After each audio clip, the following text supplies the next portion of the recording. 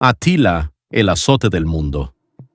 En las vastas llanuras donde el viento no encuentra barreras y el horizonte parece no tener fin, nació un niño destinado a convertirse en leyenda. Su nombre era Atila. Desde pequeño, Atila no conoció el lujo ni la calma de las ciudades. Su mundo era el de los caballos, el acero y la supervivencia. Criado entre los hunos, un pueblo nómada temido por su ferocidad, aprendió a montar antes de caminar con firmeza y a tensar un arco antes de pronunciar discursos. Su infancia no estuvo marcada por cuentos, sino por relatos de conquista y poder. Su tío, el rey Rugila, gobernaba con mano firme.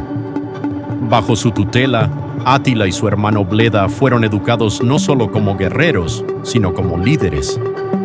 Aprendieron lenguas extranjeras, estrategias militares y, sobre todo, a entender a sus enemigos. Porque en aquel mundo, conocer al rival podía significar la diferencia entre la gloria y la muerte. Cuando Rugila murió, los dos hermanos heredaron el poder. Durante un tiempo gobernaron juntos, pero el destino y la ambición no permiten dos soles en el mismo cielo. Atila, decidido a unificar completamente el poder, eliminó a su hermano. Algunos dirían que fue traición, otros que fue inevitable. A partir de ese momento, Atila no solo fue rey, se convirtió en algo más, un símbolo. Su ejército creció como una tormenta en el horizonte. No eran soldados disciplinados al estilo romano, sino jinetes veloces, impredecibles, casi imposibles de detener. Atacaban con rapidez, desaparecían en la niebla y regresaban cuando menos se esperaba. El Imperio Romano de Oriente fue el primero en sentir su furia. Las murallas de Constantinopla resistieron, pero el miedo ya se había instalado. Atila no necesitaba destruirlo todo. A veces bastaba con acercarse lo suficiente para que sus enemigos cedieran. Oro, tributos, promesas. Los emperadores preferían pagar antes que enfrentarlo. Pero Atila no era un simple saqueador, era estratega. Sabía cuándo atacar y cuándo negociar. Sabía que el terror era un arma tan poderosa como cualquier espada. Luego llegó el turno del Imperio Romano de Occidente. Las noticias de su avance corrían más rápido que sus caballos.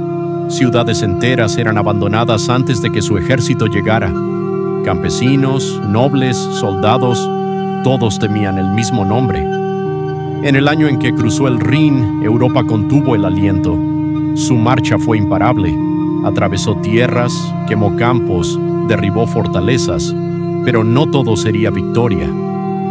En las llanuras de la Galia, cerca de lo que hoy es Francia, se produjo uno de los enfrentamientos más decisivos de su vida, la batalla de los Campos Cataláunicos. Allí una coalición improbable se alzó contra él. Romanos, visigodos y otros pueblos dejaron de lado sus diferencias para enfrentarse al enemigo común. La batalla fue brutal. El suelo temblaba bajo el peso de miles de hombres y caballos. El aire se llenó de gritos, acero y sangre. Durante horas, ninguno de los dos bandos cedió. Atila luchó como siempre, feroz, implacable, guiando a sus hombres desde el frente. Pero aquel día, por primera vez, encontró una resistencia que no podía quebrar fácilmente. Al caer la noche, el campo estaba cubierto de cuerpos. No hubo una victoria clara, pero Atila comprendió algo importante. Incluso él tenía límites. Sin embargo, no se detuvo. Al año siguiente dirigió su mirada hacia Italia. Cruzó los Alpes como si fueran simples colinas y descendió sobre el corazón del imperio. Ciudades como Aquilea fueron arrasadas hasta sus cimientos. El mundo parecía inclinarse ante él. Fue entonces cuando ocurrió uno de los episodios más misteriosos de su vida. A las puertas de Roma, Atila se encontró con una delegación inesperada, el Papa León I. No hubo ejércitos, no hubo armas, solo palabras. Nadie sabe con certeza qué se dijeron. Algunos cuentan que el Papa apeló a la fe, otros que Atila vio una visión aterradora o que simplemente calculó que no valía la pena continuar. Lo cierto es que, contra todo pronóstico, se retiró. El azote del mundo había decidido no tomar Roma. Su regreso fue triunfal, pero breve.